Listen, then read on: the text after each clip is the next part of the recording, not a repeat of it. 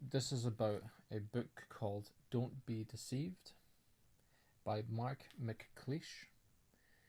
This is a very, very, very, very handy book to have, right? Now, this is about this woman who claimed to have been raped. I don't know if you can see this okay, but basically what we have here is one of the red flags that you find in books like in here. I'm gonna try and keep this as simple as possible. It's already been verified by him, by his analysis of the psychology of a liar. So the context is that she was meant to have been raped, okay, by somebody, and she was meant to have been beaten up by him as well. So it sounds like she's describing something that should be a trauma. So we would be expecting that. Now, also the next context of the situation, right, is that she's already being believed by the interviewer, right, in that video, which means that she shouldn't have to be trying her hardest to try and convince him that this really did happen, right? Now, this is what usually happens when someone lies. They put more emphasis because they're trying to dress up the lie. They're trying to make the lie look good, okay? And this is a red flag for deception. She brings in God into it.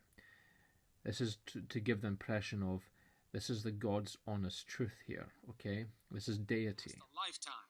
But I always said to God, I'm willing to take whatever you give me, because whatever happens is the best for me. This is trying their hardest to convince you that what they're saying to you is God's honest truth. This is a red flag for deception, right?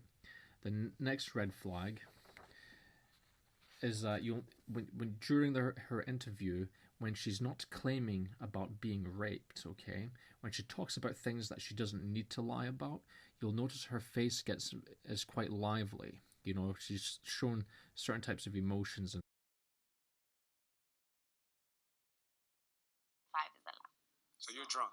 Definitely drunk. See, Car. okay. He's inviting us to an after party. What'd you think of him? A crazy guy. Get into my car without permission. And when she describes her trauma, you would expect to see her face become very lively because she's talking about. We're going to listen to another woman who really was raped, and this is to do with a police show, and this will give you a good idea of what a real rape victim has to go through.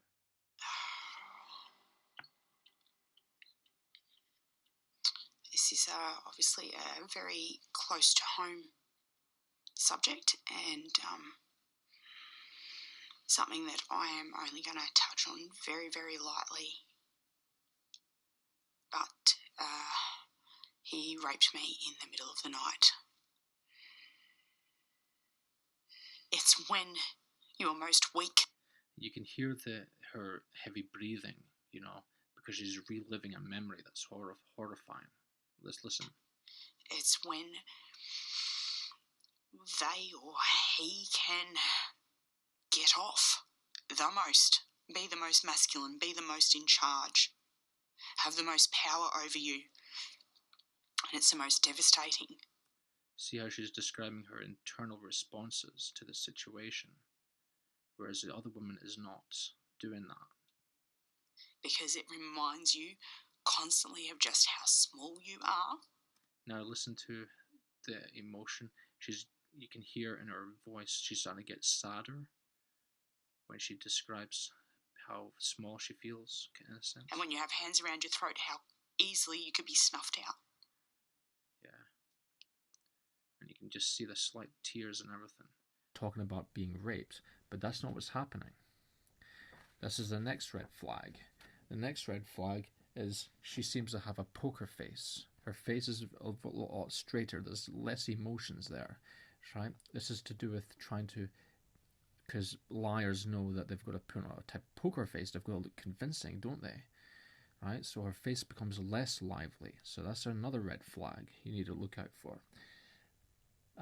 Lack of emotion to the trauma. There's no heavy breathing when she talks about it. She just describes what happened to her. All right. But there's no emotion that should be there. You know, like a trauma, like maybe tears or the fear coming through it. You know, she's lacks so much emotion there. And another red flag for deception is that no internal responses. She doesn't talk about, I was terrified, I tried to fight back, I was trying to get away from him. There was nothing like that. Or I froze, I was helpless, you know. There's nothing like that. She never describes her internal responses. He pulled off my pants. He was hitting me. And he raped me. Now look how calm she is when she's describing that, right? Now look what happens next. Were you screaming for him to stop? Yes, I did. Now look at the way she does a double blink here, When did right? He pulled off my pants and he was hitting me and raping me. What we don't hear from her is talking about her internal responses, i.e., I thought he was going to kill me or something, or I was terrified and I tried to get him off me. So she responds with an alleged I was screaming for him to stop only when the interviewer put the words into her mouth. So she doesn't talk about her internal responses, okay? Which is what we would be expecting a rape victim, especially when she's meant to be being hit and raped as well. Responses just describes like as if she was seeing another her being tormented and like as if she's not there. So again, another red flag that she's lying. Right? Now, when it gets to when she learns that the man gets 20 years for supposedly raping her, she shows signs of guilt. That's when she gets very emotional, and she basically shows signs of feeling guilty that she's put him away for 20 years, when in reality she should be more likely to be going along the lines of, well, I'm, like, it should be an emotion of relief, really, that he can't attack her again, you know. So, you know, it's like, oh, he won't be able to get to me now. But it's really a sense of, she gets emotional that he is getting a long time in prison, and she shows signs of guilt. and severe? They told me he got convicted 20 years. 20 years. What do you think? I start crying. I just want to get home, be by myself. Oh my God. See, why is she acting so emotional there? But when she talks about her rape, she's not as emotional as that. But she's getting very emotional about, because she's realized that she's just put a guy in the jail for nothing. You know, it's like she's the one that feels guilty for doing it, because she knows that what she said was a lie. In reality, that she, and the reason why she's shown signs of being guilty is because she knows that she had lied about the whole thing. She put him in the jail for her own lies. This book here will make you